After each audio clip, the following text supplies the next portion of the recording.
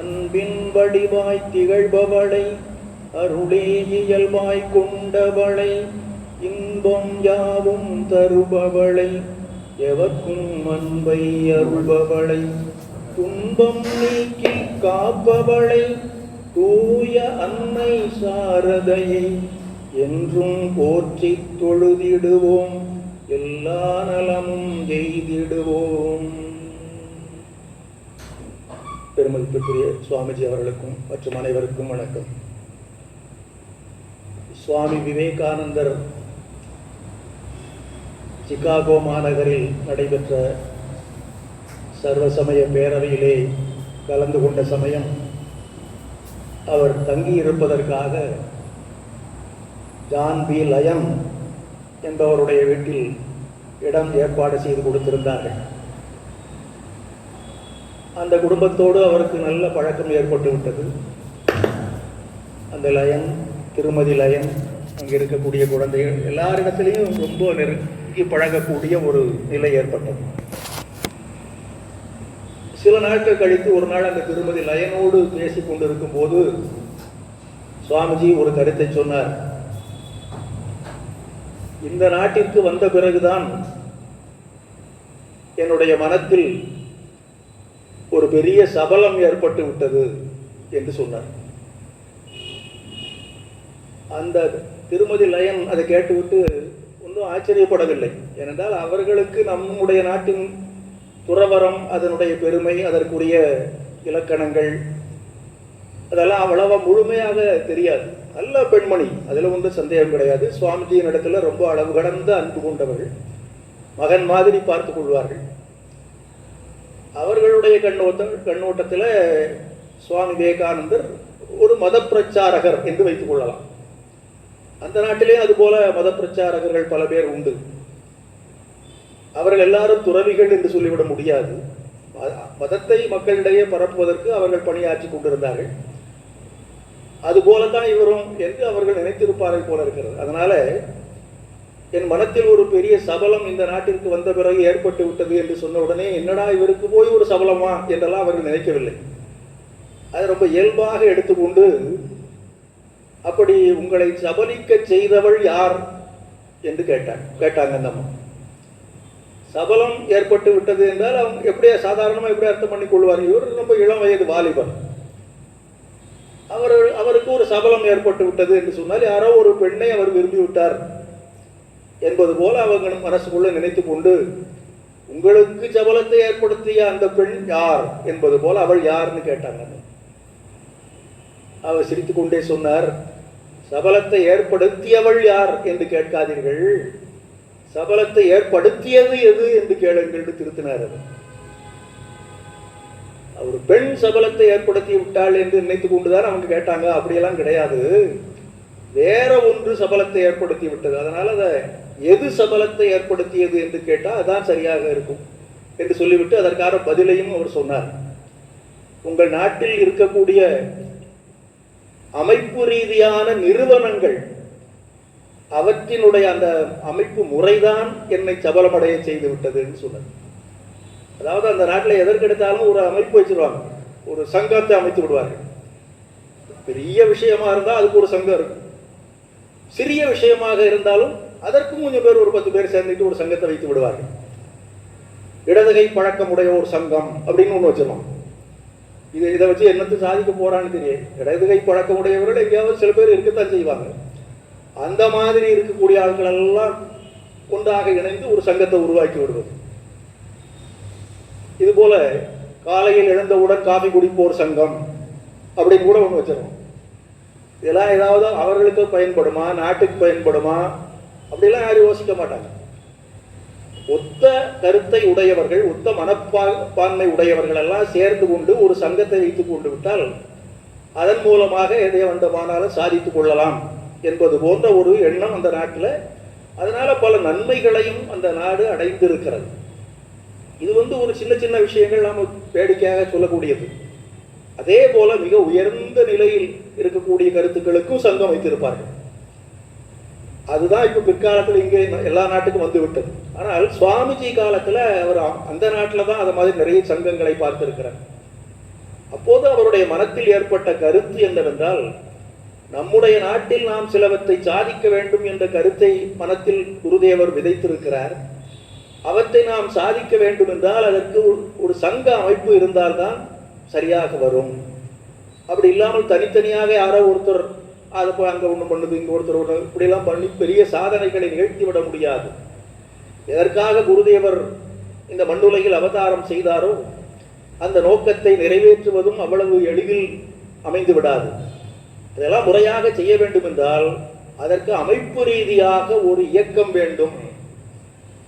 அதைத்தான் அவர் சொன்னார். இந்த அமைப்பு ரீதியான இயக்கத்தை உருவாக்க வேண்டும் என்ற எண்ணம் என் மனத்தில் ரொம்ப தீவிரமானது இந்த நாட்டில் வந்த பிறகுதான் என்பதைத்தான் அவர் அப்படி சொன்னார். என் மனத்தில் ஒரு சபலம் எழுந்து விட்டது என்று சொல்லி அதை அவர் விளக்கி சொன்ன பிறகு அந்த அம்மாவை புரிந்து கொண்டு விட்டார்கள். சரி சரி அப்படி இருக்கட்டும், முழுசா புரிஞ்சுக்கிட்டாங்களான்னு சொல்ல முடியாது. ஏதோ ஒரு உயர்ந்த லட்சியத்தை பற்றி இவர் பேசுகிறார் என்பதை அவர்கள் புரிந்து கொண்டார். இதில் இன்னும் ஒரு கவனிக்க வேண்டிய செய்தி என்னவென்றால், ஒரு சங்கம், ஒரு அமைப்பு, ஒரு இயக்கம் இதனை உருவாக்க வேண்டும் என்ற எண்ணம் இந்த அமெரிக்க நாட்டிற்கு வந்த பிறகுதான் என் மனத்தில் அதிகமாகிவிட்டது என்று அர்த்தம் வரும்படியாக சுவாமிஜி சொன்னாலும் அதுவே முழு உண்மை என்று நாம் சொல்லிவிட முடியாது. அது ஒரு பகுதியான உண்மைதான். உண்மையில் அந்த எண்ணம் அவருக்கு அமெரிக்கா போவதற்கு முன்னாலேயே இந்த நாட்டில் இருக்கும் போதே ஏற்பட்டு விட்டது என்பதுதான் நாம் கவனிக்க வேண்டிய செய்தி. இன்னும் சொல்ல போனால் குருதேவரே அந்த கருத்தை அவர் மனத்தில் விதைத்து விட்டார் என்றுதான் சொல்ல வேண்டும். ஆகவே அந்த சங்கம் அமைக்க வேண்டும், இயக்கத்தை உருவாக்க வேண்டும் என்ற அந்த எண்ணத்திற்கு வேரூன்றப்பட்டது அமெரிக்காவிலே என்று சொல்லலாம். அது அந்த எண்ணம் வேரூன்றி போய் பெரிய ஒரு மரமாக தடைப்பதற்கான ஒரு வாய்ப்பு உருவானதற்கு அமெரிக்கா ஒரு காரணமாக இருந்திருக்கலாம். ஆனால் அதற்கு வித்தூன்றியது அமெரிக்கா கிடையாது, அது நம்ம நாடு தான், நம்முடைய குருதேவர் தான். அந்த எண்ணத்தை அவர் மனத்தில் விதைத்தவர், அந்த வித்து ஊன்றியவர் யார் என்றால் குருதேவர் தான். அவருடைய ஆரம்பகால வாழ்க்கையில, சுவாமிஜியினுடைய ஆரம்பகால வாழ்க்கையிலும் சரி, அதற்கு முன்னால் இருந்த குருதேவருடைய வாழ்க்கையிலும் சரி, நாம் இதை கொஞ்சம் நன்கு பார்த்தால் புரிந்து கொள்ள முடியும். பகவான் ஸ்ரீராமகிருஷ்ணனுடைய வாழ்க்கையில 2 விதமான பக்தர்கள் கூட்டம் அவரை எப்போதும் அணுகி கொண்டு இருப்பதை நாம் பார்க்கிறோம். அவருடைய வாழ்க்கை வரலாறு நமக்கு சொல்லுகிறது. ஒன்று இல்லற பக்தர்கள், இன்னும் ஒன்று துறவர பக்தர்கள். துறவர பக்தர்கள் என்றால் துறவிகளாக இருந்து அவரிடத்தில் வந்தவர்கள் என்று சொல்ல முடியாது. பிற்காலத்தில் துறவிகள் ஆவதற்காக அவர் தேர்வு செய்த இளைஞர்கள். அவர் அதற்கான பயிற்சியை கொடுத்தார், பின்னால் அவர்கள் துறவிகள் ஆனார்கள். அது ஒரு சிறிய கூட்டம். இன்னும் ஒன்று பெரிய கூட்டம், அது இல்லற பக்தர்கள். நிறைய பேர் குடும்ப வாழ்க்கையில் இருந்து கொண்டு அந்த குடும்ப வாழ்க்கையில் ஏற்படக்கூடிய இன்னல்களில் இருந்தும் இடர்பாடுகளில் இருந்தும் விடுபடுவதற்காக இறை அருளை பெறுவதற்கு வழி கிடைக்க வேண்டும், அந்த வழியை காட்டக்கூடியவர் இவர்தான் என்று ஸ்ரீராமகிருஷ்ணரை நாடி அடைந்தவர்கள். அதன் பிறகு அவரேதான் இவர் வழி, இந்த தெய்வமாக இருப்பவர் தான் மனிதராக வந்து நமக்கு அருள் புரிந்து கொண்டிருக்கிறார் என்று உணர்ந்து அவரை சரணடைந்தார்கள். அவர்களுக்கும் அவர் அருள் புரிந்து கொண்டு வந்தார். அவர்களுக்கு சொல்ல வேண்டிய அறிவுரைகளை சொன்னார், எப்படி வாழ வேண்டும் என்கின்ற வகையை காட்டி அருளினார், துன்பங்களிலிருந்து விடுபடுவதற்கான முறைகளை சொல்லிக் கொடுத்தார். அதெல்லாம் ஒரு பக்கம். இன்னொரு பக்கம் இந்த இளம் சீடர்கள், இவர்களை தனியாக ஆயத்தப்படுத்தி கொண்டே இருந்தார். இவர்கள் உலக வாழ்க்கையிலிருந்து முற்றிலுமாக தங்களை விலக்கி கொண்டு இறை அருளை பெறுவதற்காகவே சாதனைகளில் ஈடுபடுவதற்கு என்று அவர்களுக்கு பயிற்சி கொடுத்தார் ஒரு பக்கம். அப்படி பயிற்சி கொடுத்து கொண்டிருக்கும் போதே இன்னொரு பக்கத்தில் அவர்கள் மனத்தில் நீங்கள் உலக நலனுக்காக உங்களை அர்ப்பணித்துக் கொள்ள வேண்டும் என்கின்ற எண்ணத்தையும் அவ்வப்போது ஊட்டிக்கொண்டே இருந்தார். குறிப்பாக அவர்களுக்கு தலைவராக விளங்கிய நரேந்திரரிடத்தில் இது அடிக்கடி வலியுறுத்தி சொல்வார். உனக்கென்று நீ எதையுமே நாடக்கூடாது என்று சொல்வார். நிறைய பேர் குருதேவரிடத்தில் வருகின்றவர்களுக்கு இந்த சமாதி அனுபவத்தை பெற வேண்டும் என்ற ஆசை வரும். ஏனென்றால் குருதேவர் அடிக்கடி சமாதி நிலைக்கு போய்விடுவார், பேசிக்கொண்டே இருப்பார், அப்படி சமாதிக்கு போய்விடுவார். இதை பார்த்து பார்த்து சில பேர் சரி அது அவர் மகான் அப்படித்தான் இருப்பார் என்று நினைத்தவர்கள் பலர் உண்டு. இன்னும் சிலருக்கு நாமும் இந்த நிலையை அடைந்தாலே எவ்வளவு நன்றாக இருக்கும் என்ற எண்ணமும் வருவது உண்டு. குருதேவரிடத்தில் கேட்பார்கள், அவர் கொஞ்சம் தகுதி உடையவர்களாக இருந்தால் அவர்களுக்கு அந்த அனுபவம் கிடைப்பதற்கு அருள் புரிவார். ஆனால் அவர்களை விட பல மடங்கு உயர்ந்தவர்களாகிய இந்த இளம் சீடர்கள் இருக்கிறார்களே, இவர்களுக்கு மட்டும் அந்த சமாதி அனுபவத்தை அதிகமாக கொடுக்க மாட்டார் அவர். அதில் குறிப்பாக நரேந்திரன், எல்லாரையும் விட மேலானவர் நரேந்திரன் என்பதுதான் அவருடைய தீர்மானம். அவர் காலத்தில் ஆன்மீக துறையில் யார் யாரெல்லாம் மிக உன்னதமான நிலையில் இருந்தார்களோ அவர்களோடு ஒப்பிட்டு நரேந்திரனை பற்றி அவர் சொல்லும் பொழுது அவர்களெல்லாம் 1 மடங்கு என்றால் நீ 10 மடங்கு 20 மடங்கு என்றெல்லாம் சொல்லுவார். கேசவ சந்திரசேன் உட்பட இன்னும் பல பேரோடு ஒப்பிட்டு சொல்லுவார். அவர்களெல்லாம் ரொம்ப சாதாரணப்பா, உன்னோடு ஒப்பிட்டால் அவர்களெல்லாம் ஒன்றுமே இல்லை என்பது போல கூட சொல்லுவார். ஆனால் அப்படிப்பட்ட நரேந்திரனுக்கு இந்த சமாதி அனுபவத்தை கொடுப்பதில் என்ன தடை இருக்க முடியும்? அவர் அதுக்கு தயாராகவே இல்லை. அவரை வாய்விட்டு கேட்ட போது கூட மறுத்து விடுவார். அதெல்லாம் உனக்கு இருக்குப்பா, சமாதி என்பது மிக உயர்ந்த ஒரு அனுபவம் என்றுதானே நீ நினைத்துக் கொண்டிருக்கிறாய். இல்லை இல்லை, அதை விட உயர்ந்த நிலையும் உண்டு. அதை நீ பெறக்கூடிய காலம் வரும். அதனால் இதிலெல்லாம் உன்னுடைய கருத்தை செலுத்தாதே என்று சொல்லிவிட்டார். அதையும் தாண்டி ஒரு சமயம் ரொம்ப விரும்புகிறானே என்று ஒரு முறை அந்த அனுபவம் கிடைப்பதற்கு அருள் புரிந்தார். அதிலிருந்து அவர் கீழே இறங்கி வந்த பிறகு உனக்கு என்ன வேண்டும் இப்போதுன்னு கேட்டபோது நான் இதே நிலையில சில நாட்கள் தொடர்ந்து இருக்க வேண்டும் என்று விரும்புகிறேன் என்று கேட்டார் அவர். சரி, என்ன அற்பத்தனமான ஒரு எண்ணத்தை நீ சொல்கிறாய், இவ்வளவு அற்பனாகவா நீ இருப்பாய், உன்னை பற்றி எவ்வளவு உயர்வாக நான் நினைத்துக் கொண்டிருக்கிறேன், நீ இவ்வளவு மோசமான சாதாரணமான விஷயத்தை கேட்டுக் கொண்டிருக்கிறாய். சமாதி நிலை அடைவதுன்னு அவ்வளவு சாதாரண விஷயமா, விரும்பத்தகாத விஷயமா?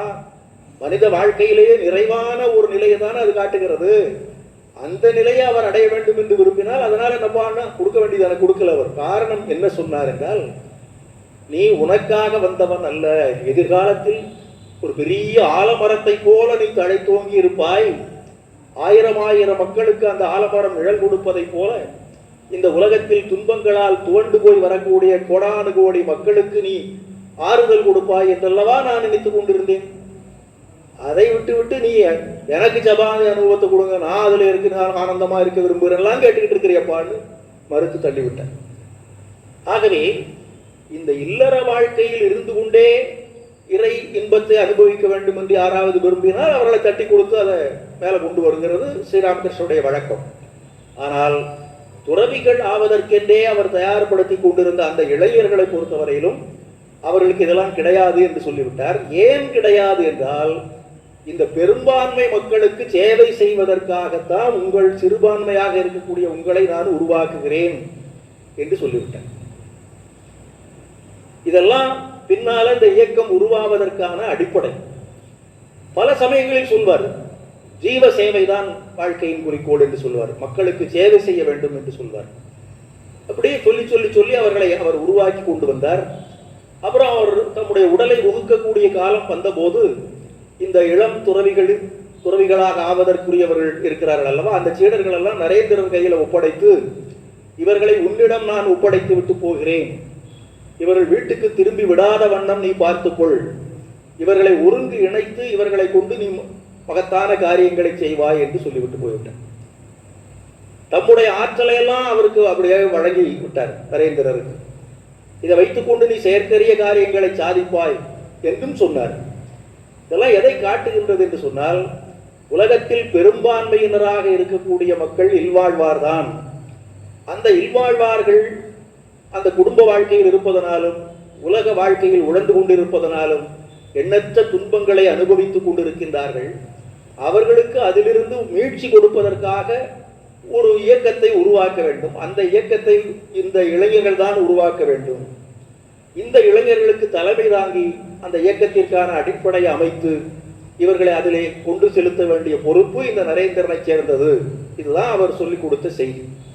ஆகவே இயக்கம் உருவாக வேண்டும் என்பது ஸ்ரீராமகிருஷ்ணர் திருவுள்ளத்தில் உருவானது. அது அமெரிக்காவுக்கு போன பிறகுதான் சுவாமிஜி மனத்தில் ஏற்பட்டது என்பது அது வெளித்தோற்றம். குருதேவர் அவர் மனசில் அதை விதைத்து விட்டார். எதிர்காலத்தில் ஒரு பெரிய இயக்கம் வர வேண்டும், அந்த இயக்கம் பல்லாயிரக்கணக்கான ஆண்டுகளுக்கு இந்த சமுதாயத்திற்கு தொண்டு செய்து கொண்டிருக்க வேண்டும் என்பது குருதேவர் மனத்தில் இருந்த எண்ணம். அதற்காகவே அவர்கள் அந்த சீடர்கள் உருவாக்கப்பட்டார்கள். அதன் பிறகு அவர் சொன்னபடியே இந்த இளைஞர்கள் எல்லாம் ஒருங்கிணைத்து ஒரு சிறிய மடத்தை உருவாக்கினார் சுவாமி விவேகானந்தர். நரேந்திரராக இருந்தவர் அப்புறம் துறவியான போது சுவாமி விவேகானந்தர் பேரெல்லாம் வைத்துக் கொள்ளவில்லை. மற்ற துறவிகளுக்கெல்லாம் பேர் கொடுத்தார். இவர் சரி அப்புறம் பார்த்துக்கலான்னு பேர் கூட வைத்துக் கொள்ளாத ஒரு துறவியாக இருந்தார். பாராநகர் என்கிற இடத்துல மடத்தை அமைத்து விட்டு அதன் பிறகு நாடு முழுவதும் சுற்றுப்பயணம் செய்தார். அப்போது அவர் கண்ட பல்வேறு காட்சிகள் குருதேவர் எதற்காக நமக்கு இப்படி ஒரு கட்டளையை கொடுத்தார் என்பதை புரிந்து கொள்ளக்கூடிய காட்சிகளாக அமைந்தன. நிறைய துன்பங்கள் மக்கள் வாழ்க்கையில். ஒரு காலத்தில் மிக உன்னதமான நாடாக போற்றப்பட்ட இந்த நாடு, சுவாமி விவேகானந்தர் இந்த நாட்டை சுற்றி பார்த்த பொழுது பல வகையிலும் அதல பாதாளத்திலே கிடந்த ஒரு நிலையை அவர் கண்டு ரொம்ப வருத்தப்பட்டார். பொருளாதாரத்தில் மட்டுமல்ல, கல்வி கிடையாது, ஆன்மீகத்திலும் அடிமட்டத்திற்கு போய்விட்டது. மக்களெல்லாம் வடிவத்தில் மக்களாக இருந்தார்களே தவிர அவர்கள் வாழ்க்கை முறையிலே அவர்களை மக்கள் என்று கூட சொல்ல முடியாத ஒரு அவல நிலை. இதை பார்த்து பார்த்து பரிதவித்துக் கொண்டிருந்தார். இவர்களுக்கு நாம் ஏதேனும் செய்ய வேண்டும் என்ற எண்ணம் நாளுக்கு நாள் அவர் மனத்தில் வலு பெற்றுக் கொண்டே வந்தது. அப்போதுதான் அவருக்கு தெரிந்தது, குருதேவர் ஏன் நமக்கு இப்படி ஒரு கட்டளையை கொடுத்தார். நீ உன்னுடைய முக்தியை கூட நாடக்கூடாது, உனக்கு சமாதி மட்டும் கிடையாது, மனித பிறவியினுடைய முடிவான குறிக்கோள் முக்தி அடைவது என்றுதானே எல்லா சாஸ்திரங்களும் நமக்கு எடுத்து சொல்லி இருக்கின்றன. அந்த முக்தி கூட நீ விரும்பக்கூடாது, மற்றவர்களை முக்தி என்கின்ற கரையிலே கொண்டு சேர்ப்பதற்கு தான் நீ உன்னுடைய வாழ்க்கையை பயன்படுத்த வேண்டும். இந்த உலகில் இருக்கக்கூடிய கடைசி மனிதன் முக்தி அடைகின்ற வரைக்கும் உனக்கு முக்தி கிடையாது. நீ சேவை செய், சேவை செய், சேவை செய். இந்த இளைஞர்களையும் அந்த சேவை என்கின்ற பாதையிலே நீ செலுத்து என்று குருதேவர் சொன்னது ஏன் என்பதை அவர் இந்த நாடு முழுவதும் சுற்றி வந்த போது நன்றாக தெரிந்து கொண்டார். இவர்களுடைய நிலையை நாம் உயர்த்த வேண்டும். பழங்காலத்தில் உலகத்திற்கே வழிகாட்டக்கூடிய நாடாக இருந்த இந்த நாடு இனிமேலும் அந்த நிலைக்கு போக வேண்டும். அதற்கு நாம் ஏதாவது செய்ய வேண்டும். என்ன செய்வது, என்ன செய்வது என்ற கேள்வி அவர் மனத்தில் எழுந்த போதுதான் நாம் அமெரிக்காவுக்கு போகலாம் என்ற எண்ணம் கன்னியாகுமரியிலே அவர் மனத்தில் உருவாயிற்று. அங்க போன பிறகுதான் அந்த நாட்டிலே எதற்கெடுத்தாலும் ஒரு சங்கம் வைத்துக் கொண்டிருக்கிறார்கள், ஒரு அமைப்பு வைத்திருக்கிறார்கள். அந்த அமைப்பின் மூலமாக பெரிய பெரிய காரியங்களை கூட ரொம்ப சர்வ சாதாரணமாக செய்துவிட முடிகின்றது. ஆகவே அதுபோல நாமும் நம்முடைய நாட்டில் ஒரு இயக்கத்தை உருவாக்க வேண்டும் என்ற எண்ணம் அவர் மனத்தில் வந்தது. அதைத்தான் அந்த திருமதி லயனிடத்திலே அவர் சொன்னார், எனக்கு ஒரு சபலம் ஏற்பட்டு விட்டது என்று சொல்லி. ஆக இப்படிப்பட்ட ஒரு இயக்கத்தை உருவாக்கி ஆக வேண்டும். இது நிறைய அவருடைய படிப்பு கல்வியை பற்றி நாம் பலமுறை பார்த்திருக்கிறோம். அவர் படிக்காத சாஸ்திரமே கிடையாது. ஆன்மீகத்தில் மட்டுமல்ல, உலகியல் வரலாறுகள், எல்லா நாடுகளினுடைய வரலாறுகளையும் அவர் ஆழ்ந்து படித்திருக்கின்றார். அதில் நம்முடைய நாட்டின் பழைய வரலாறுகளை பார்க்கின்ற போது இந்த நாட்டில் பழங்காலத்தில் மடாலயங்கள் இருந்திருக்கின்றன என்பது அவருக்கு நன்றாக தெரிந்தது. என்ன மடாலயங்கள் இருந்தன நம்முடைய நாட்டில் பார்த்தால் நமக்கு வரலாறு நமக்கு எவ்வளவு தெளிவாக இருக்கிறதோ அதிலிருந்து பார்க்கலாம். அதற்கு முன்னாலேயே இருந்திருக்கக்கூடிய வாய்ப்பு இருக்கிறது என்றுதான் சொல்கிறார்கள். வேத உபநிஷத காலத்தில் கூட இந்த துறவிகள் எல்லாம் கூட்டமாக சேர்ந்து கொண்டு இருக்கக்கூடிய ஒரு நிலை இருந்திருக்கிறது. ஒரு 4 பேரோ 10 பேரோ சேர்ந்து துறவியர்கள் சங்கம் என்று வைத்துக் கொண்டிருக்கிறார்கள். ஆனால் அதை பற்றி தெளிவான விவரங்கள் நமக்கு இப்போது கிடைக்கவில்லை. வரலாறு என்று எடுத்துக்கொண்டால் அதில் மிக தெளிவாக சொல்லப்பட்டிருக்கின்ற விவரங்களை மட்டும் வைத்துக் கொண்டு பார்த்தால், மகாவீரர் அவர் முதலாவது மடம் என்கின்ற ஒரு அமைப்பை உருவாக்கினார். சமண மதம், அதை சமண பள்ளி என்று சொல்வார்கள். அவர் சமண துறவியர்கள் அவர்கள் ஒருங்கிணைந்து ஒரு இடத்தில் தங்கியிருப்பார்கள், சாதனை செய்வார்கள், போய்கொண்டிருப்பார்கள், வருவார்கள், மக்களுக்கு முடிந்த சேவைகளை செய்வார்கள். இது ஒரு நிலை. அதன் பிறகு புத்தருடைய காலத்தில் பௌத்த விகாரங்கள் என்று சொல்லப்படக்கூடிய பல்வேறு அமைப்புகள் நிறைய இருந்தது. சமண பள்ளிகள் கூட அங்கே வந்து இங்கு ஒன்று இருந்தது. புத்தர் காலத்தில் ஏராளமான பௌத்த விகாரங்கள் தோன்றின. இங்கே நம்ம நாகப்பட்டினத்தில் கூட சூடாமணி விகாரம் என்று ரொம்ப புகழ்பெற்ற ஒரு பௌத்த விகாரம் வரலாற்றில் இடம்பெற்றிருக்கிறது. இப்படி அந்த புத்தர் உருவாக்கிய பௌத்த விகாரங்கள் மடாலயங்கள் தான். அதெல்லாம் அவர் படித்திருக்கிறார். அதன் பிறகு ஆங்காங்கே சில மடாலயங்கள் வந்தன. சங்கரர் சில மடங்களை உருவாக்கினார். முக்கியமான 4 மடங்களை அவர் உருவாக்கினார் என்று அவருடைய வரலாறு சொல்கிறது. அப்புறம் ராமானுஜர், மத்துவர், இன்னும் பல பேரும் மடங்களை உருவாக்கி இருக்கிறார். அதனால் மடங்களை உருவாக்கி அந்த மடங்களின் மூலமாக துறவிகளை உருவாக்கக்கூடிய ஒரு இயல்பு, ஒரு பழக்கம் இந்த நாட்டில் பல நூற்றாண்டுகளாக இருந்து கொண்டுதான் இருந்திருக்கிறது என்பதை சுவாமிஜி ஏற்கனவே அறிந்திருந்தார். அதை போல ஒரு அமைப்பை நாமும் உருவாக்கினாதான் எதையாவது சாதிக்க முடியும் என்ற எண்ணம் அவருக்கு வந்தது.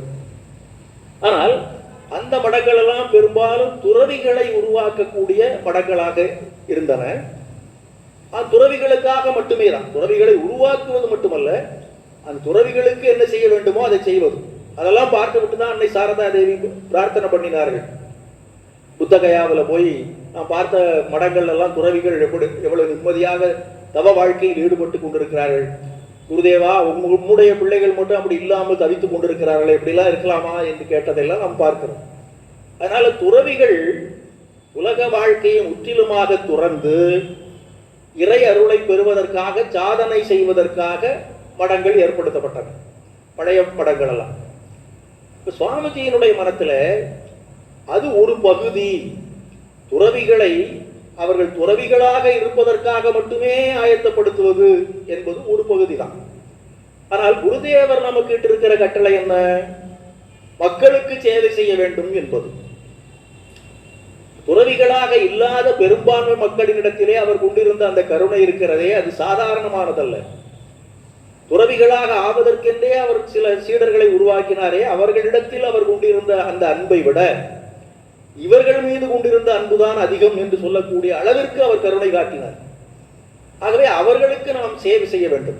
குருதேவருடைய அந்த கட்டளையின்படி இந்த சீடர்களை எல்லாம் ஒருங்கிணைத்து நாம் ஒரு மடத்தை உருவாக்கினாலும் கூட அது இவர்களுடைய தவ வாழ்க்கைக்கு மட்டும் பயன்படுவதாக இருந்தால் போதாது. அதற்கும் மேல் இன்னும் ஒன்று அதில் இருக்கிறது. இவர்கள் ஒரு பக்கம் தவம் செய்து கொண்டே இருக்க வேண்டும், இன்னொரு பக்கம் இவர்கள் மக்களுக்கு சேவை செய்து கொண்டிருக்க வேண்டும். இப்படி இரண்டு விதமான துறைகளில் இவருடைய வாழ்க்கையை அமைப்பதற்கு தான் குருதேவர் நம்மை உருவாக்கி இருக்கிறார் என்பதை சுவாமிஜி உணர்ந்து கொண்டார். இதெல்லாம் மனத்தில் வைத்துக் கொண்டுதான் அவர் சொன்னார், எனக்கு ஒரு சபலம் ஏற்பட்டு விட்டது என்று. அதன் பிறகு தாயகம் திரும்பிய போது அது இன்னும் அந்த எண்ணம் மிக வலிமையாகி விட்டது. இங்கு அவர் தம்முடைய சகோதர துறவிகள் எல்லாரையும் ஒருங்கிணைத்து வைத்துக் கொண்டு மீண்டும் இதே மாதிரியான கருத்தை சொன்னார். இந்த உலகில் மகத்தான காரியம் எதையாவது செய்ய வேண்டும் என்றால், நிலையான நற்பணி எதையாவது செய்ய வேண்டும் என்று சொன்னால், அதற்கு சங்கம் என்கின்ற ஒரு அமைப்பு இருந்தால்தான் முடியும் என்பதை நான் இந்த உலகின் பல்வேறு நாடுகளில் சுற்றி பார்த்ததனால் தெரிந்து கொண்டு விட்டேன். ஆகவே அப்படி ஒரு சங்கத்தை அமைக்க வேண்டும் என்று நான் விரும்புகிறேன் என்று தம் சகோதர துறவிகளினிடத்திலே அவர் சொன்னார். அவர்களுக்கு இதெல்லாம் ரொம்ப ஆச்சரியமா இருந்தது. என்ன இவர் வெளிநாட்டுக்கு போயிட்டு இப்படி ஆயிட்டாரு, நாமெல்லாம் குருதேவர் என்று சொன்னார், பக்தி செலுத்து, ஞானத்தை பெற்றுக்கொள், பக்தி, ஞானம், வைராக்கியம், துறவு, தியாகம், இப்படிதான் நம்ம குருதேவர் நமக்கு சொல்லிக் கொடுத்தாரே தவிர சேவை செய், உலகத்தில் இருக்கிறவங்களுக்கெல்லாம் போய் சேவை செய்யணும் அவர் ஒன்றும் சொல்லவே இல்லையே. நம்ம நிறைய வெளிநாட்டில் போய் இந்த மாதிரி கருத்துக்கள் எல்லாம் கற்றுக்கொண்டு வந்து விட்டார் போல இருக்கிறது என்றுதான் அவர்களுக்கு முதலில் தோன்றியது. அது நேரடியாகவே சில பேர் சொல்லவும் செய்தார்கள். நீ வெளிநாட்டுக்கு போயிட்டு இதெல்லாம் சொல்ற போல இருக்குது, நம்ம குருதேவர் இப்படியெல்லாம் சொல்லவே இல்லையே அப்படின்னு சொன்னவர்களும் உண்டு. அவரிடத்திலே நேரடியாகவே சொன்னார்கள். ஆனால் அவர் முடிந்த வரைக்கும் அவர்களுக்கு விளக்கம் சொல்லி பார்த்தார். சில சமயங்களில் ரொம்ப உணர்ச்சி வசப்பட்டு குருதேவரை பற்றி உங்களுக்கு எல்லாம் என்னப்பா தெரியும்ட்டார். குருதேவர் அதை சொல்லலை இதை சொல்லலைன்னு நீங்களே சொல்றீங்க. குருதேவரெல்லாம் நீங்க பார்க்கிற அந்த சின்ன குறுகிய பார்வைக்குள்ளேயே அவரை அடக்கிவிட வேண்டும் என்று நீங்கள் பார்க்கிறீர்கள். உங்களுக்கு அவரை பற்றி எவ்வளவு தெரியுமோ அவ்வளவுதான் அவர் என்று நினைத்து விடாதீர்கள். அவர் அதற்கும் பல மடங்கு மேலே போயிருப்பவர். அதனால அவர் அதைத்தான் சொன்னார், இதை சொல்லலை என்றெல்லாம் நீங்கள் சொல்லாதீர்கள் என்று உணர்ச்சி வசப்பட்டு சொன்னார். இன்னும் சில சமயங்கள்ல அதையும் விட ரொம்ப உணர்ச்சி வசப்பட்ட நிலையில உங்கள் குருதேவர் இப்படியெல்லாம் செய்ய வேண்டாம் என்று சொல்லுபவர் என்று நீங்கள் நினைப்பதாக இருந்தால் அவரை பற்றி கூட எனக்கு கவலை இல்லைன்றார். மக்களுக்கு சேவை செய்வதன் மூலமாக நான் குருதேவர் சொன்னதுக்கு மாறாக போகிறேன் என்று நீங்கள் நினைப்பதாக இருந்தால் நான் ஒன்றும் குருதேவருக்காக செய்ய வேண்டிய அவசியம் கிடையாது. இப்படிலாம் பேசுறாருன்னு அவங்க கொஞ்சம் பிரமித்து போய்விட்டாங்க. அப்புறம் மீண்டும் அந்த உணர்ச்சி வசப்பட்ட நிலையிலிருந்து அவர் கீழே இறங்கி சொன்னார், அவர் என்னை எதற்காக உருவாக்கினார் என்பதை நான் நன்கு உணர்ந்திருக்கிறேன். என்னுடைய வாழ்க்கையில எவ்வளவோ இன்னல்கள் வந்த போதெல்லாம் எனக்கு முன்னால அந்த இடத்துல போய் நின்று கொண்டு எனக்கு பாதுகாப்பாக இருப்பவர் இருக்க போகிறவர் அவர்தான். அவருக்காக நான் சேவை செய்ய வேண்டும் என்றால் அவர் எனக்கு என்ன கட்டளையிட்டு இருக்கிறாரோ அதைத்தானே நான் செய்ய வேண்டும் என்றெல்லாம் சொன்ன போது அப்போதும் அந்த கூட இருந்தவர்களுக்கு சரியா புரியவில்லை. சரி என்னமோ சொல்றாரு, நம்ம என்ன அவர்கிட்ட போய் பேச முடியுமான்னு தான் இருந்தாங்க. அதன் பிறகு கொஞ்சம் கொஞ்சமாக புரிந்து கொண்டார்கள். சில சமயங்களில் ரொம்ப குழப்பம் ஏற்படும் போது அதில் ஒருத்தர் சொன்னார், இந்த மாதிரி 2 பேர் பேசிக்கிட்டு இருந்தாங்க. ஒரு சீடர் சொன்னார், இந்த நரேன் சொல்றதெல்லாம் நம்மளால புரிந்து கொள்ளவே முடியவில்லை. ஒரு சமயம் பார்த்தா இப்படி சொல்றாரு, ஒரு சமயம் பார்த்தா அப்படி சொல்றாரு. இதை கேட்டா இதுதான் சரின்னு தோணுது, அதை கேட்டா அதுதான் சரின்னு தோணுது. இல்லை எதை வைத்துக் கொள்ளுகிறது, எதை விட்டு விடுவது, ஒன்றுமே புரியவில்லை என்று ஒருத்தர் சொன்னார். அப்போ அவரு கூட இருந்த சீடர் சொன்னாரு, இந்த மாதிரி உனக்கு குழப்பம் ஏற்படும் போதெல்லாம் அன்னை சாரதா தேவியின் இடத்துல போய் கேளு. நரேன் இப்படி சொல்றாரு அப்படின்னு சொல்றாரு, இதுல எதை வைத்துக் கொள்வதுன்னு கேளு என்று சொன்னார். அப்படி சாரதா தேவியின் இடத்துல போய் கேட்ட போதுதான் நரேன் என்ன சொல்லுகிறானோ என்ன செய்கிறானோ அது குருதேவரே சொன்னது மாதிரி தான். அது குருதேவர் இவன் மூலமாகத்தான் அவர் செயல்படுத்தி கொண்டிருக்கிறார். அதனால அவன் எதை சொன்னாலும் அப்படியே நீங்கள் ஏற்றுக்கொள்ள வேண்டியதுதான் உங்களுடைய கடமை. குருதேவர் அப்படி சொன்னாரா இப்படி சொன்னாரா இதெல்லாம் நீங்கள் ஆராய்ச்சி பண்ண வேண்டாம். இப்போது நரேன் என்ன சொல்லுகிறானோ அது குருதேவர் மூலம் அவர் இவன் மூலமாக சொல்லுவதுதான் என்று சொல்லிவிட்டார். இப்படி கொஞ்சம் கொஞ்சமாக தெளிவு பிறந்தது. சில பேர் முழு மனத்தோடு ஏற்றுக்கொண்டார்கள், சில பேர் அரை மனத்தோடு ஏற்றுக்கொண்டார்கள். அதன் பிறகு எல்லாருமே போக போக ஏற்றுக்கொண்டு விட்டார்கள். அப்படிதான் அந்த நம்முடைய சுவாமிஜி முதல்ல சொன்னது போல அந்த பலராம் போஸ் வீட்டில் சுவாமிஜி பிரகடனம் செய்தார். 1897ஆம் ஆண்டு மே 1 தேதி அன்று ஒரு மாதிரி எல்லாரையும் ஒப்புக்கொள்ள வைத்து இந்த சங்கத்தை அவர் பிரகடனம் செய்தார்.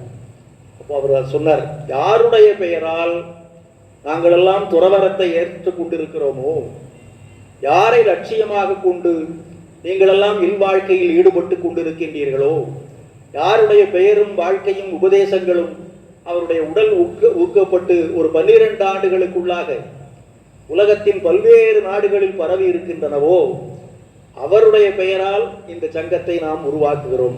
ஸ்ரீ ராமகிருஷ்ண சங்கம் மிஷன் என்று இது அமைக்கப்படும் என்று சொன்னார்.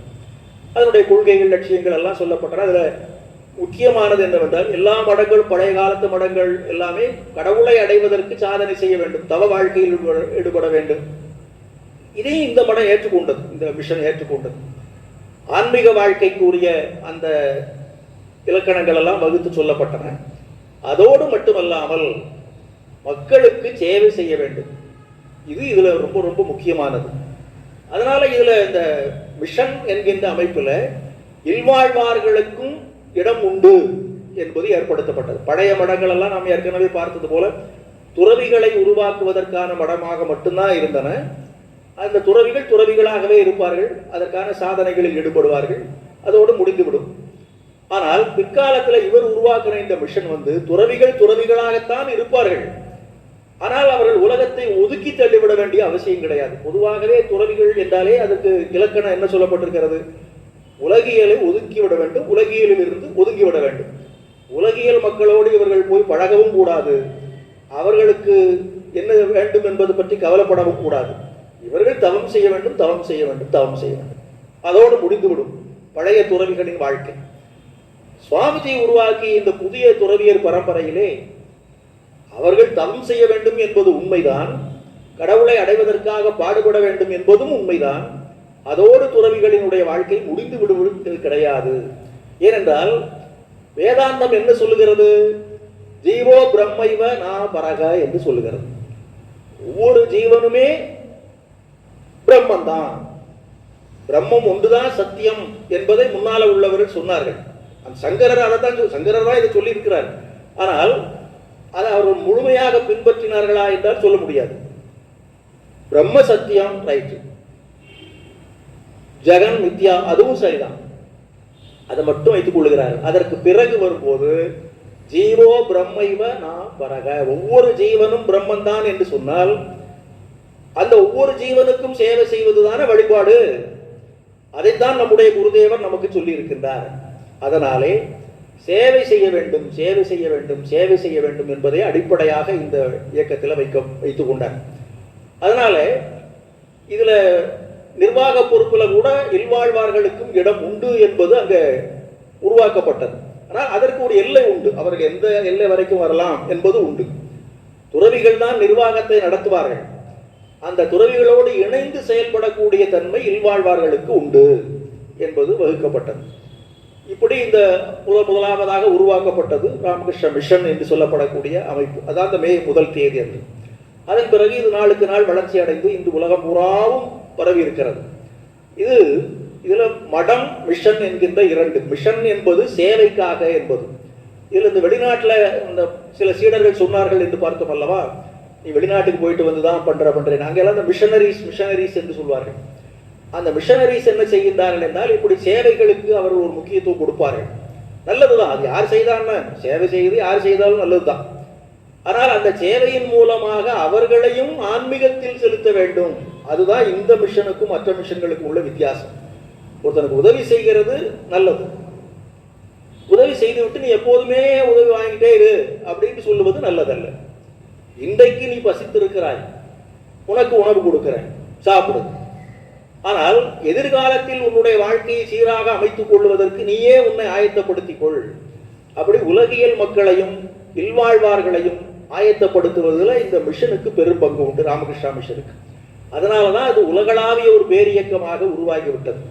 அதனாலதான் இது ஒரு பெரிய உலக குடும்பம் என்று சுவாமி தபஸ்யானந்தர் சொல்லியிருக்கிறார். இது பலரும் சொல்லுகிறார். ராமகிருஷ்ண இயக்கம் என்று இயக்கம்னா அது பல பேர் சேர்ந்து உருவாக்கக்கூடிய ஒரு அமைப்பு என்று நாம் பொதுவாக நினைக்கிறோம். அது அப்படி மட்டும் அல்ல, இது உலகளாவிய ஒரு குடும்பம். ராமகிருஷ்ண குடும்பம் என்று சொன்னால் அது எந்த நாட்டில் இருக்கிறவராகவும் இருக்கலாம், எந்த மொழி பேசுகிறவராகவும் இருக்கலாம், எந்த விதமான பழக்க வழக்கங்கள் உடையவர்களாகவும் இருக்கலாம். ராமகிருஷ்ணனுடைய பக்தனாக இருந்தால் அவன் எங்கே இருந்தாலும் நமக்கு உறவின் தான். அவன் யாருனே நமக்கு தெரியாதவனாக கூட இருக்கலாம். நம்ம பார்க்கலாம், பல சமயங்களில் இது மாதிரி அமைப்பு இருக்கிறது. சில சமயங்களில் உலகளாவிய ராமகிருஷ்ண மாநாடு நடத்துகிறாங்க. ஒரு 1980ஆவது ஆண்டு அது போல ஒரு மாநாடு நடைபெற்றது வேலூர் மடத்தில். ஒரு வாரம் அதில் கலந்து கொள்ளக்கூடிய ஒரு வாய்ப்பு கிடைத்தது. அங்கே போய் பார்த்தால் அப்படியே அந்த ஓய்வு நேரத்தில் 2 வேளையும் கூட்டங்கள் நடந்து கொண்டிருக்கும். இடைவேளையில் அங்கே எங்கே போனோம்னு பார்த்தா எதிரில் வருகிறவங்கெல்லாம் பல்வேறு நாடுகளை சேர்ந்தவர்களாக இருக்கிறார்கள். அவருடைய பழக்க வழக்கம், அவர் பேசுவது நமக்கு ஒன்றுமே புரியாது. அவங்க பாட்டுக்கு பேசிட்டு போவாங்க. ஆனால் எதிரில் வந்தவொடனே ஹாயிட்டு போவாங்க. இப்போ அவன் யாருன்னு நமக்கு தெரியாது, நாம் யாருன்னு அவங்களுக்கு தெரியாது. ஏன் அப்படி சொல்கிறாங்க? சும்மா ஒரு நாகரீகம் கருதி அல்லது ஒரு ஃபார்மாலிட்டின்னு சொல்கிறாங்களே, அதெல்லாம் கிடையாது. அந்த உள்ளே இருந்து தான் அது வருது. இந்த இடத்துக்கு இவன் வந்திருக்கிறான்னா இவன் நம்முடைய குடும்பத்தை சேர்ந்தவன் என்ற உணர்வு அந்த மனிதனுக்கு இருக்கிறது. அதே போல நமக்கும் வருது. அது வேற நாட்டுக்காரன், வேற மொழி பேசுகிறவன், வேற விதமான நாகரீகங்களை உடையவன் அப்படிலாம் அந்த இடத்துல வருகிறது இல்லை. ராமகிருஷ்ணரிடத்தில் ஈடுபாடு கொண்டவர்கள் யாராக இருந்தாலும் அவர்கள் உலகம் பூராவும் இருக்கக்கூடிய ஒரு பெரிய குடும்பத்தின் உறுப்பினர்கள் தான். இதுதான் அந்த சுவாமி சொல்லியிருக்கிறார். அப்போ நம்ம குடும்பத்துல ஒருத்தனுக்கு ஒரு இடையூறு வந்தால் நாம உதவி செய்வோமா இல்லையா? ஒரு தம்பிக்கு ஏதாவது ஒரு கஷ்டம் வருதுன்னா அண்ணன் உதவி செய்கிறான், அண்ணனுக்கு துன்பம் வந்தால் தம்பி உதவி செய்கிறான். இதே போல உற்றார் உறவினர்கள் ஒருவருக்கொருவர் உதவி செய்து கொள்ளுகிறார்கள் அல்லவா? அதுபோல உலகம் முழுவதிலும் இருக்கக்கூடிய ராமகிருஷ்ண பக்தர்கள் அனைவரும் ஒருங்கு இணைந்து ஒரு இயக்கத்தை உருவாக்கி இருக்கிறார்கள். அதுதான் ராமகிருஷ்ண இயக்கம். அது அந்த ராமகிருஷ்ண மிஷன் என்பது அதற்கு அடிப்படையாக இருந்தது. ஏற்கனவே மடம் என்பது பாராநகரில் உருவாக்கப்பட்டது, அப்புறம் ஆலம்பஜாருக்கு வந்தது, அப்புறம் வேலூர் மடம் ஆயிற்று. இது வளர்ச்சி அடைந்து ரெண்டும் ஒரே மாதிரியான பணிகளை மேற்கொள்வது போல இருந்தாலும் கூட திட்டவட்டமாக வரையறை செய்து விட்டால் மக்களுக்கு தெளிவு ஏற்படும் என்பதனாலே ஒரு விளக்கத்தை கொடுத்தார்கள். பொதுவாக மடம் என்று சொன்ன உடனே அது துறவிகளை உருவாக்குவது என்ற கருத்து தானாவே வந்துடும். ரொம்ப காலத்துக்கு முன்னே நாம் இருக்கிற இடத்துல ஒரு சிறிய ஒரு தவ இல்லம் இருக்கிறது. அது அங்கே துறவிகளெல்லாம் கிடையாது. துறவிகளாக இருந்த ஒரு சிலர் உருவாக்குனாங்க, அப்புறம் அவர்களும் போய்விட்டார்கள். ஆனால் அந்த ஆசிரமம் நடந்து கொண்டே தான் இருக்கிறது. அதில் ஒரு சமயம் அந்த மாணவர்களுக்கு இங்கெல்லாம் நம்ம ஞாயிற்றுக்கிழமைகளில் பாலசங்கம் என்றெல்லாம் வைத்து மாணவர்களுக்கு பயிற்சி கொடுக்கிறார்கள் அல்லவா? அதுபோல அங்கு இருக்கக்கூடிய மாணவர்களுக்கு பயிற்சி கொடுக்கலாம் என்று ஒரு யோசனை வந்தது. அப்போது தெரிந்தவர்கள் இடத்துல சொல்லி ஞாயிற்றுக்கிழமை ஆனால் அந்த மாணவர்களுக்கெல்லாம் கொஞ்சம் பயிற்சி கொடுப்போம், நீங்களும் உங்களுடைய பிள்ளைகளெல்லாம் அனுப்பலாம் என்று சிலர் இடத்துல சொன்னோம். அப்போ ஒரு நண்பர், ரொம்ப நெருங்கிய நண்பர், ரொம்ப நல்ல மனிதர் தான், அவர் ஒரு நாள் சொன்னார், நீங்கள் இந்த மாதிரி வாரம் அங்கே ஞாயிற்றுக்கிழமை ஒரு நிகழ்ச்சி நடத்திக்கிட்டு இருக்கிறீங்கன்னு கேள்விப்பட்டேன், எங்கள் பையனையும் அனுப்பலாம்னு தான் பார்த்தேன், இருந்தாலும் மடத்துக்கு எப்படி அனுப்புறது, அதனால தான் கொஞ்சம் யோசனையாக இருக்குது. அது சொல்ல வர்ற விஷயம் என்னன்னா, கொஞ்ச நாள் தொடர்ந்து மடத்துக்கு போய்கிட்டு இருந்தால் இவன் சாமியாராக போயிடும். இதுதான் அவர் சொல்ல வர்ற செய்தி. பையனை சாமியார் ஆக்குறதுக்கு எந்த அப்பா அம்மாவாவது விரும்புவாங்களா? விரும்ப மாட்டாங்க. அதுதான் அவர் சொல்றாரு. சரியா தப்பாங்கிற ஆராய்ச்சிக்கெல்லாம் நம்ம போக வேண்டாம். அவர் சொல்ல வந்தது என்ன, அது உண்மையில அது மடமே கிடையாது. அது ஒரு தவை இல்லம். அதுல இதை மாதிரி பூஜையெல்லாம் நடக்குது, சரி பிரார்த்தனை நடக்கும், அதெல்லாம் நடக்கும். சில சமயங்களில் நம்ம சுவாமிகள் போன்றவர்களை கூப்பிட்டு வந்து நிகழ்ச்சி நடத்துவாங்க. மற்றபடி அது இல்வாழ்வார்கள் மட்டும்தான் தினசரியும் வருவாங்க, பிரார்த்தனை பண்ணிட்டு போயிடுவாங்க, அவ்வளவுதான். அது மடமே கிடையாது. ஆனா அந்த வெளியில எல்லாம் காவி வண்ணத்தை அடிச்சு வச்சிருக்கிறாங்க. ஆரம்பித்தவரும் ஒரு சாமியாராக ஆக வேண்டும் என்று விரும்பியவர் தான். அதனால அதுக்கு பேர் மடம்னு வச்சுட்டாங்க. ஊர் மக்களே அவங்களே வச்சுட்டாங்க அது பேர். அதுக்கு மடம்னு பேர். மடத்துக்கு போய் பையனை அனுப்புனா அவன் கெட்டு போயிடுவான். கெட்டு போயிடுவான்னா என்ன, சாமியார் ஆயிரும். சாமியார் ஆயிடுறதுன்னா கெட்டு போடுறான், அவங்களுடைய கருத்து. அதனாலதான் பையனை அனுப்பலை என்று சொல்றாங்க. அதனால இந்த மடம் என்ற வார்த்தைக்கு அப்படி ஒரு பொருள் இருக்கிறது சமுதாயத்தில். அது சரியா தப்பாங்கிறத நாம சொல்ல வரல. அதனால மிஷன் என்ற ஒன்றை போட்டார். ராமகிருஷ்ணா மிஷன், ராமகிருஷ்ண மடம் என்ற இரட்டை அமைப்புன்னு சொல்றாங்க. Twin organisation. இதுல மடம் என்பதனுடைய நோக்கம் துறவிகளை உருவாக்குவதுதான். மிஷன் என்பதனுடைய நோக்கம் சமுதாய சேவைகளில் ஈடுபடுவதுதான். இந்த சமுதாய சேவையில் ஈடுபடுகிறவர்களும் அந்த துறவிகள் தான்.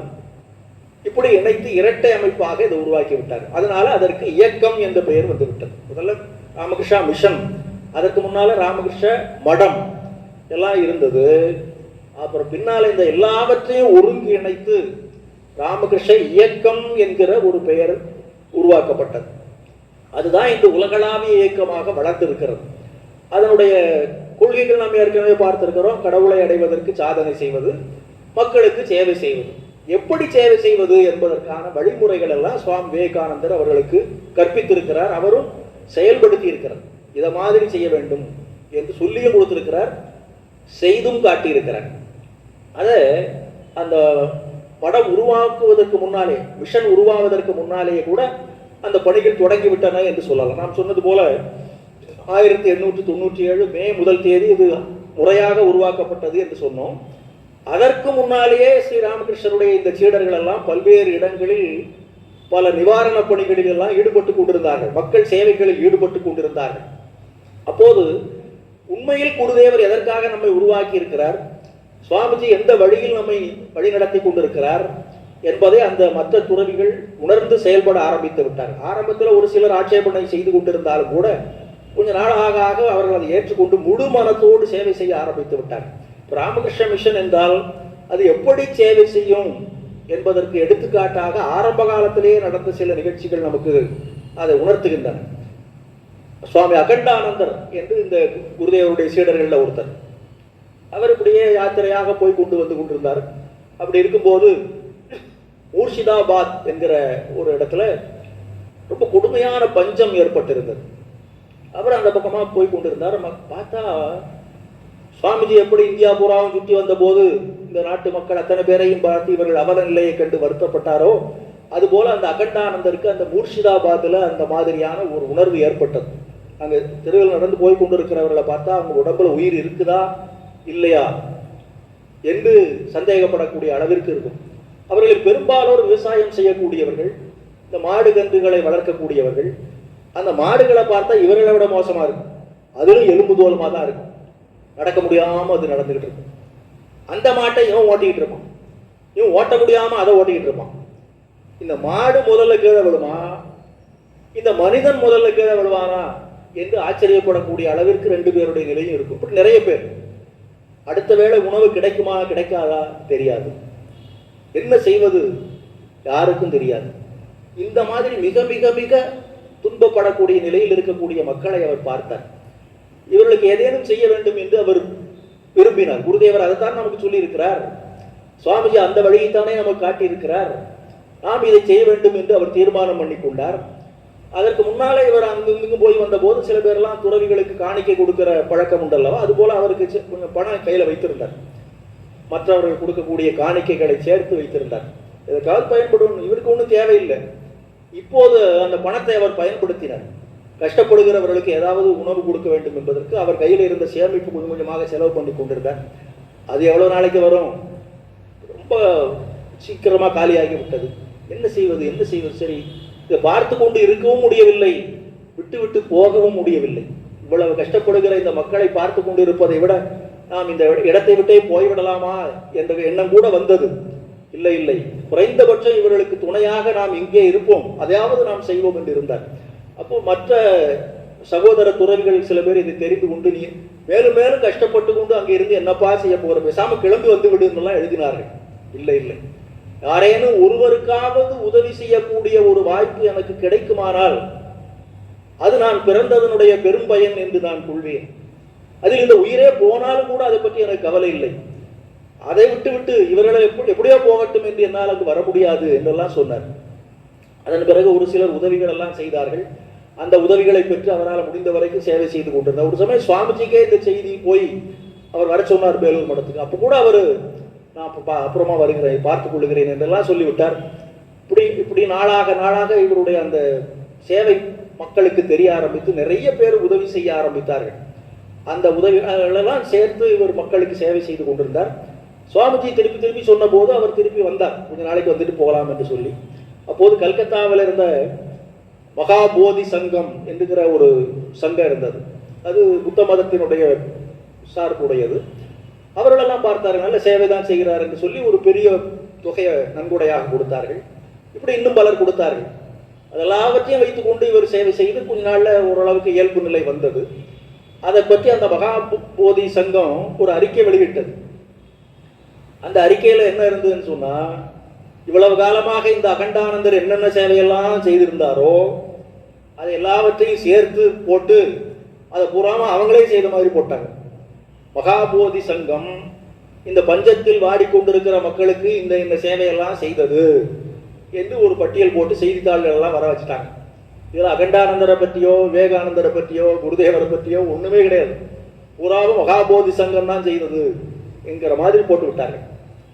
அப்புறம் அதை பார்த்து விட்டு அகண்டானந்தரும் இன்னும் ஒருத்தரும் சுவாமிஜியின் இடத்துல வந்து சொன்னார்கள், அவங்க ஒரு பெரிய தொகை நன்கொடை கொடுத்தது உண்மைதான், ஆனா புறாவுமே அவங்க செய்த மாதிரி போட்டிருக்கிறாங்களே, இது என்ன நியாயமா அப்படின்னு கேட்டாங்க. அப்போதான் சுவாமிஜி சொன்னாரு, அதனால என்னப்பா, பேர் யாருக்கு போனா என்ன, அங்க மனிதன் துன்பத்தில் தவித்துக் கொண்டிருக்கிறான், பட்டினியால் வாடிக்கொண்டிருக்கிறான், அவனுடைய உடம்பில் உயிர் இருக்குமா இருக்காதா என்பதற்கு உத்தரவாதம் இல்லாதவனாக இருக்கிறான். அவனுக்கு தேவை என்ன, ஒரு வாய் சோறு. அந்த சோற்றை நாம் கொடுத்தால் என்ன, மகாபோதி சங்கம் கொடுத்தால் என்ன, அல்லது நாம கொடுத்ததை அவன் தான் கொடுத்தான்னு சொன்னால்தான் என்ன, யாரோ ஒருத்தன் பேர் வரட்டும், பேர் யாருக்கு வேண்டுமானாலும் போகட்டும், சேவையை நாம் செய்வோம் என்று சொன்னார். அதுதான் அந்த ராமகிருஷ்ண இயக்கத்தினுடைய அடிப்படை. சேவை செய்ய வேண்டுமே தவிர அதனால பெயரும் புகழும் பெற வேண்டும் என்கின்ற நோக்கம் நமக்கு தேவையில்லை என்பதுதான் ராமகிருஷ்ண இயக்கத்தினுடைய அடிப்படை. இப்படியாக சுவாமிஜி உருவாக்கியதுதான் இந்த ராமகிருஷ்ண இயக்கம். இது நாளுக்கு நாள் வளர்ச்சி அடைந்து வந்ததை பற்றி பலரும் ஆராய்ந்திருக்கிறார்கள். அதை பற்றி சுவாமி ககனானந்தர் என்கிற நம்முடைய ராமகிருஷ்ண இயக்கத்தினுடைய தலைவராக இருந்தவர், அவர் ஒரு ஆராய்ச்சி பண்ணியிருக்கிறார். அதில் ஒரு முக்கியமான கருத்தை சொல்லியிருக்கிறார். இந்த ராமகிருஷ்ண மூவ்மெண்ட் என்பதை பற்றி பலரும் ஆராய்ச்சி செய்திருக்கிறார்கள்.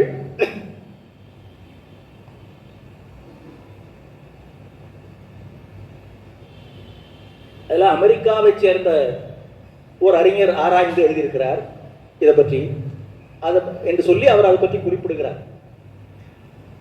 ஸ்வான்ஸ் வைல்ட் வாட்டர்ஸ் என்பது அந்த அவர் வெளியிட்டிருக்கிற அந்த புத்தகத்துக்கு தலைப்பு. ஸ்வான் அன்னப்பறவை, அதுக்கு தெரியும் நமக்கு. அது எப்போதும் நீரில் அப்படியே போய்கொண்டிருக்கு, தண்ணீர்ல அப்படியே அழகா ஆடி அசைந்து போய்கொண்டு பார்க்கறதுக்கே ஒரு அழகா இருக்கும். அப்படி ஒரு அன்னப்பறவையினுடைய பரந்த நீர்ப்பரப்பு, வைல்ட் வாட்டர்ஸ் என்று தலைப்பு போட்டு எழுதியிருக்கிறார்.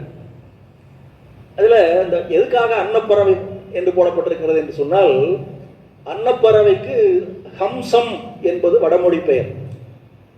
ஹம்சத்துல பல வகை இருக்கிறது. அதுல அந்த வெள்ளை நிறமான அன்னப்பறவை இருக்கிறது அல்லவா, அதுக்கு ஒரு தனி சிறப்பு உண்டு. அது பார்க்கறதுக்கே ஒரு அழகா இருக்கும்.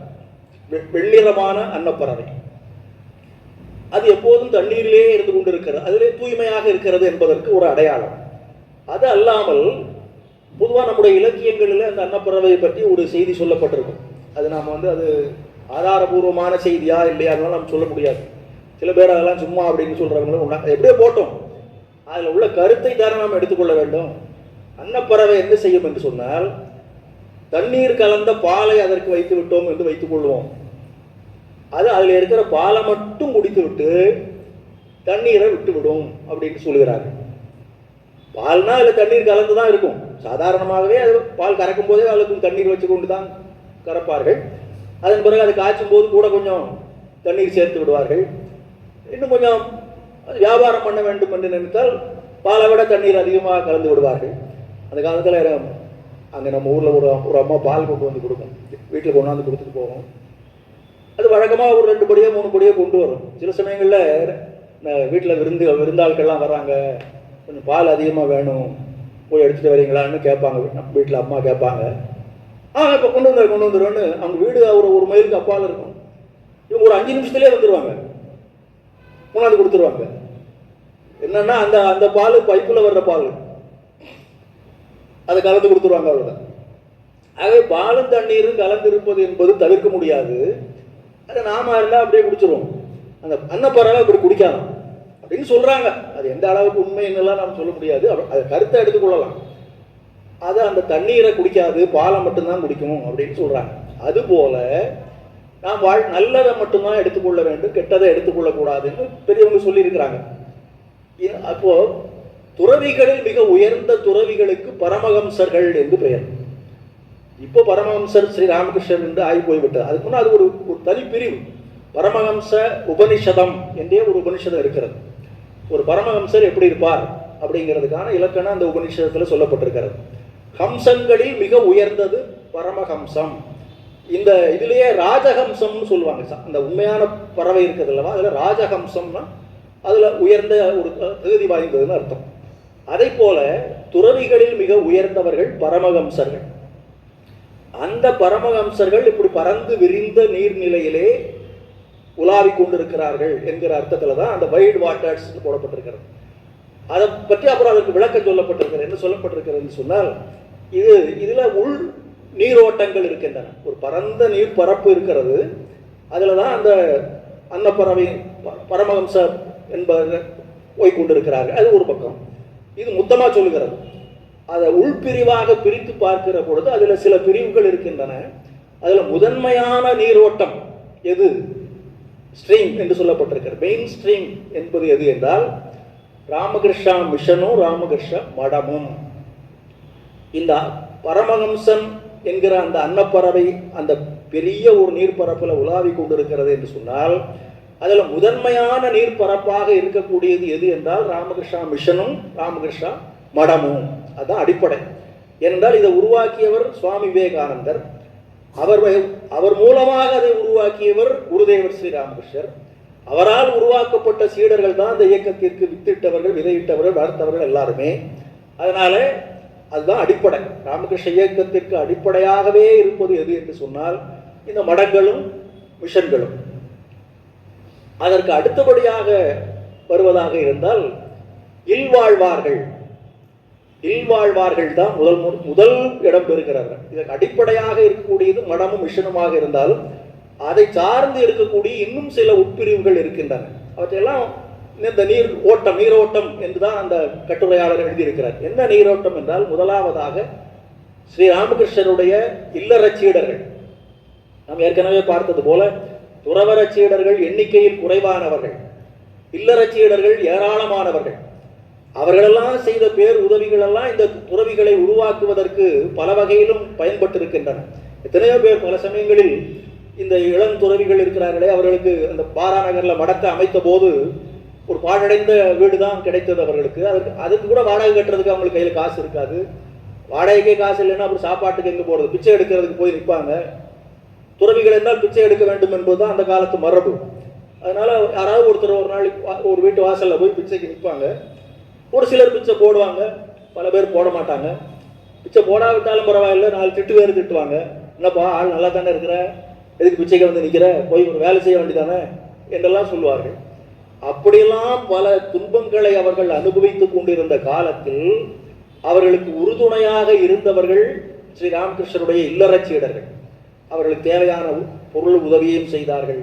மற்ற பல வகையிலும் உதவி செய்து அந்த இயக்கம் உருவாக்குவதற்கு அவர்கள் பல வகையிலும் உறுதுணையாக இருந்தார். அதனால அவர்கள் ஒரு நீரோட்டம் அதில், அவருடைய இல்லறச் சீடர்கள். அதன் பிறகு அந்த துறவிகளை பற்றி பேச வேண்டாம், ஏன்னா அவங்க தானே மிஷன் மடத்தை உருவாக்கினவர்கள். அது ஒரு பக்கம் ஏற்கனவே சொல்லியாச்சு. அதற்கு பிறகு எடுத்துக்கொண்டால் இந்த எல்லா மடங்களும் இப்போ நிறைய இடங்களில் மடம் வந்து விட்டது. ஆரம்ப காலத்தில் 1-2 மடங்கள் தான் இருந்தன. இப்போது நிறைய உலகம் பூராவும் இருக்கின்றன. எல்லா மடங்களிலேயும் போய் பார்த்தால் பல்வேறு சேவைகள் அங்கே நடைபெறுகின்றன. ஒவ்வொரு மடத்திலையும் ஒவ்வொரு மிஷன்லையும் அப்படி சேவைகள் நடைபெறுவதற்கு அந்த துறவியர்களுக்கு உதவியாக இருப்பதற்கு இளைஞர்கள் பலர் முன் வருகிறார்கள். குடும்ப வாழ்க்கையில தான் இருப்பார்கள். அவரை கொஞ்ச நாள் கழித்து கல்யாணம் பண்ணி கொள்வார். துறவிகள் கிடையாது. ஆனாலும் கூட அவர்கள் அந்த துறவிகளினுடைய சேவைகளில் முழு மனத்தோடு தங்களை ஈடுபடுத்திக் கொள்ளுகிறார்கள். அவர்கள் தான் வாலண்டியர்ஸ் என்று சொல்லுகிறார்கள், தன்னார்வல தொண்டர்கள். இது எல்லா மடங்களையும் நம்ம சேல ஆசிரமத்தை எடுத்துக்கொண்டால் கூட நிறைய பேர் அதுக்காக சேவை செய்வதற்கு முன் வருகிறார்கள். அவர்களெல்லாம் உதவியாக வைத்துக் கொண்டுதான் சுவாமிஜி நிறைய காரியங்களை பண்ணி கொண்டிருக்கிறார்கள். இவர்கள் ஒருவித நீரோட்டம். அந்த பெரிய நீர்ப்பரப்புல இந்த தன்னார்வலர்கள் ஒரு விதமான நீரோட்டம். இன்னும் ஒன்று என்னவென்றால் சாரதா மடம், ராமகிருஷ்ண சாரதா ஆசிரமம் என்றெல்லாம் பல இடங்களில் இப்போ இருக்கின்றன. இவைகளும் ஒரு விதமான நீரோட்டம் தான். அந்த குருதேவர் எந்த பணிக்காக இந்த இயக்கத்தை உருவாக்கினாரோ அதை செய்வதில் இவர்களுக்கும் ஒரு பெரும் பங்கு உண்டு. இன்னும் ஒன்று, இந்த சேவையெல்லாம் ஒரு பக்கம் நடந்து கொண்டே இருப்பதற்கு இடையில மக்கள் தாங்களாகவே முன் வந்து பல செயல்பாடுகளில் ஈடுபடுகிறார்கள் அல்லவா. அப்போ என்ன ஆகுதுன்னா, இப்போ சுவாமிஜி இங்கே சென்னைக்கு வந்து விட்டு கல்கத்தா போகும்போது சுவாமிஜி இங்கே ஒரு மடத்தை அமைத்து கொடுத்தா நன்றாக இருக்கும் என்று சில பேர் கேட்டுக்கொண்டார்கள். சுவாமிஜி அதே மாதிரி ராமகிருஷ்ணானந்தர் அனுப்பி அங்கே ஒரு மடத்தை ஆரம்பித்தார் என்று நாம் வரலாற்றில் படிக்கிறோம். அதன் பிறகு ஒன்றாக நிறைய மடங்கள் வந்து விட்டன. இப்போதும் பல பேர் கேட்பார்கள், இப்போ நம்ம சுவாமிஜியை எங்கேயாவது ஒரு ஊருக்கு கூட்டிகிட்டு போகிறோம் ஒரு நிகழ்ச்சிக்காக, சுவாமிஜி இங்கே ஒரு மடத்தை ஏற்படுத்தினா நல்லா இருக்குமேன்னு சொன்னால் சுவாமிஜியும் சரின்னு தான் சொல்ல முடியும். ஆனால் அப்படிலாம் உருவாக்க முடியுமா? ஒவ்வொரு ஊர்லேயும் ஒரு ராமகிருஷ்ண மடத்தை உருவாக்குவது என்றால் கோடிக்கணக்கான துறவிகள் இருக்க வேண்டும். ஒரு மடம்னு வச்சுட்டா அந்த மடத்தில் ஒரு துறவியாவது இருக்கணும் அல்லவா. அந்த அளவுக்கு துறவிகள் இல்லை, யாரும் துறவிகளாக வருவது கிடையாது. அப்போ என்ன செய்வது? மடத்தை எல்லா இடத்திலையும் உருவாக்க முடியாது. ஆனால் மடத்தினுடைய பணிகளைப் போல பணிகளை செய்யலாம். அதற்காக தனியார் ஆசிரமங்கள் பல இடங்களில் அமைக்கப்படுகின்றன. அதான் பிரைவேட் ஆசிரமங்கள் என்று சொல்கிறார்கள். அங்கங்கே சில ஆசிரமங்கள் உருவாக்கப்படும். அங்கு துறவிகள் இருக்க மாட்டார்கள். அந்த ஊர்லேயே இருக்கக்கூடிய மக்கள் சேவை செய்வார்கள். அவர்களுக்கு துறவிகள் வழிகாட்டுவார்கள். அவ்வப்போது அவர்கள் வந்து சில நிகழ்ச்சிகளில் கலந்து கொள்வார்கள். இப்படி இருக்கக்கூடிய பல்வேறு அமைப்புகள் இருக்கின்றன. இவையும் அந்த பெரிய பரந்த நீர்ப்பரப்பு என்று சொல்லுகிறோமே, அந்த நீர்ப்பரப்புல இது ஒரு நீரோட்டம். இப்படி 4 விதமான நீரோட்டங்களை கொண்டு இருக்கக்கூடிய மாபெரும் நீர்ப்பரப்பிலே தான் அந்த பரமஹம்சம் நடைபோட்டு கொண்டிருக்கிறது என்று அவர் அந்த மேல்நாட்டில் எழுதியிருக்கிறார், அமெரிக்கன். அதை நம்முடைய சுவாமி சொல்லியிருக்கிறார். ஆகவே இந்த மிஷனை சுவாமி விவேகானந்தர் எதற்காக உருவாக்கினார், எதற்காக அவரை குருதேவர் உருவாக்கினார் என்பதெல்லாம் பார்க்கிற போது இந்த 2 இருக்கிறது. துறவிகளாக போக வேண்டும் என்கின்ற அமைப்பு இருப்பவர்கள் துறவிகள் ஆகி விடுவார்கள். அவர்கள் மிஷன்லேயோ மடத்திலேயோ சேர்ந்து விடுவார்கள், அவர்களை விட்டு விடலாம். அதே போல சாரதா மடத்தில் பெண் துறவிகள் போய் சேர்ந்து கொள்கிறார்கள். மீதி உள்ள மக்களுக்கு என்ன வழி என்றால் இந்த 2 வழிகள் இருக்கின்றன. ஒன்று, ஏற்கனவே இருக்கக்கூடிய ஆசிரமங்களில் அல்லது மடங்களில் தன்னார்வலர்களாக போய் சேர்ந்து பணியாற்றுவது, வாலண்டியர்ஸராக இருந்து சேவை செய்வது. இன்னும் ஒன்று, அவரவருடைய இடத்திலேயே ஒரு சிறிய அமைப்பை உருவாக்கி கொள்வது, ஒரு ஆசிரமத்தை உருவாக்கி அதன் மூலமாக அங்கே சேவை செய்வது. இந்த 2ஐயும் செய்ய ஆரம்பித்து விட்டால் அந்த குருதேவர் எதற்காக இந்த இயக்கத்தை உருவாக்கினாரோ, சுவாமிஜி எதற்காக அந்த குருதேவரின் பெயரால் இதனை அமைத்தாரோ அதில் நாம் எல்லாருமே பங்கு கொண்டு விட்டோம் என்பதாக அர்த்தமாகிறது. இதை நினைவுபடுத்திக் கொள்வதற்காகத்தான் இந்த ராமகிருஷ்ண இயக்கம் உருவான நாள் பல இடங்களிலும் ஒரு நிகழ்ச்சியாக நடத்தப்படுகிறது. அவரை பற்றிய பல கருத்துக்களை நாம் படிக்கிறோம், கேட்கிறோம், அதை நம்முடைய வாழ்க்கையில பின்பற்றுவதற்கு முயற்சி செய்கிறோம். அதற்கும் மேலாக நமக்கும் இதில் ஒரு பங்கு உண்டு. ராமகிருஷ்ண இயக்கம் என்பது எங்கேயோ ஒரு சில ஆயிரக்கணக்கான துறவிகளுக்கு மட்டும்தான் உரியது, அவர்கள் சேவை செய்யட்டும், நாம் அதனுடைய பயனை அனுபவிப்போம் என்பது இல்லை. நமக்கும் அதில் பங்கு உண்டு. அந்த துறவிகளைப் போல நாம் தவ வாழ்க்கையில் ஈடுபட முடியாவிட்டாலும் நம்முடைய வாழ்க்கையவே சாதாரண தவமாக அமைத்துக் கொள்ளலாம். தவ வாழ்க்கை என்பது ஒன்று, வாழ்க்கை தவம் என்பது இன்னொன்று. துறவிகள் எல்லாம் தவ வாழ்க்கையில் ஈடுபடுகிறார்கள். அவள் வாழ்க்கையே தவம். சாதாரண மக்கள் நாமெல்லாம் இருக்கிறோமே, நாம் அது போல செய்ய முடியாவிட்டாலும் நம்முடைய வாழ்க்கையை ஒரு தவம் போல அமைத்துக் கொள்ளலாம். என்ன தவம் என்றால், உற்ற நோய் நோன்றல் உயிர்க்கு உருகன் செய்யாமை அச்சே தவத்திற்கு உரு என்று வள்ளுவர் சொல்லியிருக்கிறார். அதனால மனித வாழ்க்கையில சில சிரமங்கள் எல்லாம் ஏற்படத்தான் செய்யும், அதை தாங்கி பழக வேண்டும். அப்போ இந்த நமக்கு வரக்கூடிய இந்த மாதிரி துன்பங்கள் மற்றவர்களுக்கும் வரத்தானே செய்யும். அவர்களுக்கு நம்மால் முடிந்த உதவிகளை செய்து விட்டால் அப்போ அது ஒரு பெரிய தவமாகிவிடும் என்று உணர்ந்து செயல்பட வேண்டும். பிறர்க்கு உதவி செய்தல், இதைதான் பாரதியார் சொல்லியிருக்கிறார். செய்க தவம் செய்க தவம் நெஞ்சே தவம் செய்தால் எய்த விரும்பியதை எய்தலாம், வையகத்தில் அன்பிற் சிறந்த தவம் இல்லை, அன்புடையார் இன்புற்று வாழ்தல் இயல்பு. அதனால இந்த அன்பு என்பதை அடிப்படையாக கொண்டு உருவானதுதான் ராமகிருஷ்ண இயக்கம். அதற்கு முன்னம் மடங்கள் இருந்தன. ஆனால் அவர்களெல்லாம் தவம் செய்தார். எதற்காக செய்தார்கள் என்றால், தாங்கள் முக்தி அடைய வேண்டும், தங்களுடைய வாழ்க்கையிலே நாம் முக்தி பாதையிலே செல்ல வேண்டும், முடிவிலே முக்தி அடைந்து விட வேண்டும். தனி மனித முக்தியை அடிப்படையாக கொண்டு பழைய மடங்கள் உருவாக்கப்பட்டன. இப்ப தனி மனித முக்தி மட்டுமல்ல, இந்த உலகம் பூராவும் முக்தி அடைவதற்கு பாடுபட வேண்டும். அதனாலதான் சுவாமி விவேகானந்தர் சொன்னார், ஒவ்வொரு மனிதனும் முக்தி அடைவதற்காக நான் பாடுபட வேண்டும், அதற்காக நான் என்னை எத்தனை முறை வேண்டுமானாலும் பிறப்பித்துக் கொள்வேன், நான் 1000 பிறப்பு எடுப்பேனாக, அத்தனை பிறப்பு எடுத்து பல்லாயிரம் இன்னல்களை அனுபவிப்பேனாக. எதற்காக? இந்த உலகில் இருக்கக்கூடிய எல்லா உயிர்களின் கூட்டு தொகையாகிய அந்த இறைவனை வழிபடுவதற்காக. இறைவன் என்பவன் எங்கோ ஒரு கோயிலில் இருக்கிறான், விக்கிரகத்தில் இருக்கிறான் என்பது அல்ல. உலகத்தில் இருக்கக்கூடிய அத்தனை மக்களும் சேர்ந்த ஒரு அமைப்பு தான் இறைவன். அதனால இவர்களுக்கு சேவை செய்ய வேண்டும். அதற்காக நான் எத்தனை முறை வேண்டுமானாலும் பிறப்பெடுக்க ஆயத்தமாக இருக்கின்றேன். அத்தனை முறை பிறப்பெடுத்து அத்தனை இன்னல்களையும் அனுபவிப்பதற்காக தயாராக இருக்கிறேன். மற்றவர்களுடைய இன்னல்களை துடைப்பதற்காக நான் எவ்வளவு இன்னல்களை வேண்டுமானாலும் அனுபவிப்பேன் என்று சுவாமிஜி சொன்னார். அதுதான் இந்த ராமகிருஷ்ண இயக்கத்தினுடைய அடிப்படை. அதில் அவரை போல அவ்வளவு வீரத்தோடு நாம் இன்னல்களை அனுபவிப்பேனாக என்று நாம் சொல்ல முடியாமல் இருக்கலாம். அதற்கு பதிலாக பாரதியார் சொன்னது போல அன்பு காட்டலாம். தவம் என்பது என்ன என்றால் அன்புதான். அன்பிற் சிறந்த தவம் இல்லை, அன்புடையார் இன்புற்று வாழ்தல் இயல்பு. அந்த அன்பு வரும்போது இன்னொருவன் படுகிற துன்பத்தை பார்த்தால் அது நாம் படுகிற துன்பமாக உணர்வது.